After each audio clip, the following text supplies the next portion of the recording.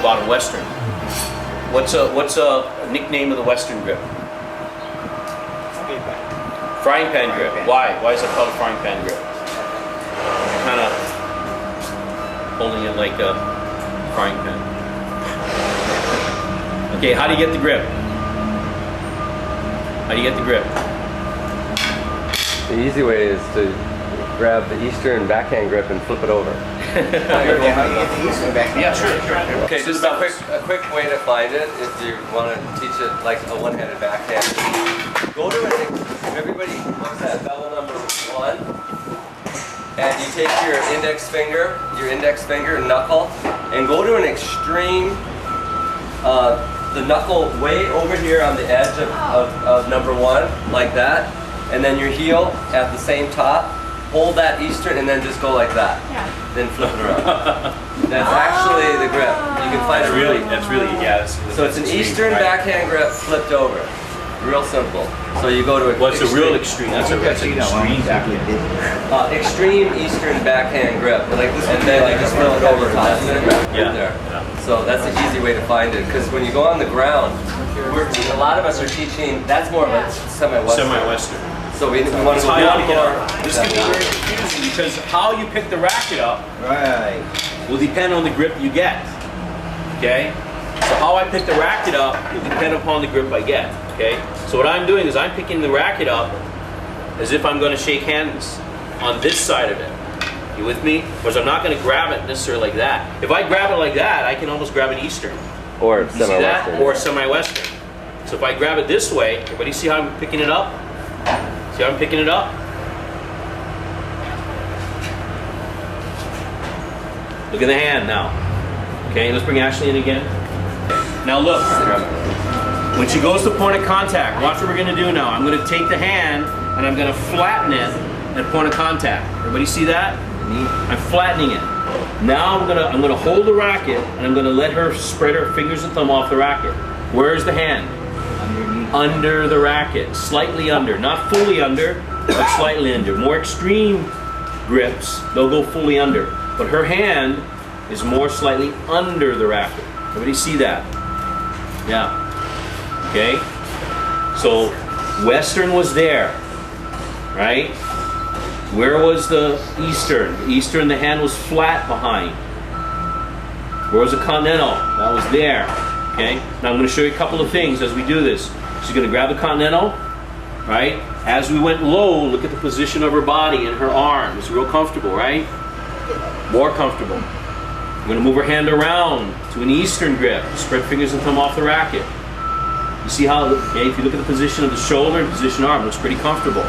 Okay, now we're going to move her hand underneath. Okay? That's why when she goes to high balls, as Coach Lee was talking about, on those higher balls, head high, shoulder high, that Western grip's a great grip to have. It also encourages what kind of follow through? Windshield wiper follow through, because now the racket can move that way. Yeah? A Continental, she couldn't move it in a Continental, or if she did, she'd probably hit herself in the head. Right? Just position of the hand. Okay, so everyone kind of see the. So it's the position of the hand. Get together with a partner, and I want you to do that. I want point of contact. That's what I want to see. At point of contact. So just take like a swing and stop at point of contact. See right? Okay. Well, the contact's here. Let's say contact's right. Okay. So you see her hand? This is her grip. Okay. I'm gonna flatten it out. Racket is flat. Say on this ball. Take your. See her hand under the racket. Now. So how do you get leverage doing it? How is there any? There's no. It's like the wrist is just totally. Well, what happens? Well, I think there's several things. That's a good point. What happens is, you know, because your traditional, say, Eastern forehand, right, Ben, or Continental, or whatever you were in the past, yeah, something like that. What happens is we're used to taking our hand and driving our shoulder behind it, right. And the shot and the movement is very linear, right. Whereas when we're hitting Western, right, there's less, shall I say, less linear movement, right, less linear, and the racket is torquing more this way, right. Remember we talked about when we were doing the forehand how we're talking about loading on the outside. kind of doing a lot of that and using that, you know, angular momentum. Yeah. So I think what happens is that's the reason why I would argue to say that when you have a Western grip, right, the movement of the body becomes more angular, right, and there's more racket moving across the ball because of the grip. And I think more up. Like if you saw the Spiker Caulfield, Yeah. what this is the grip that Caulfield used. He actually hits it late, lets it Right. come in, and then he's their driving shoulders. up on the Right. ball.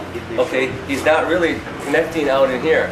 He's trying to he's coming up and creating topspin. Stay there, Lee, for a second. Okay, And so- to add to that, and just stay there. Okay, now, does everyone come in? Because you need to see this.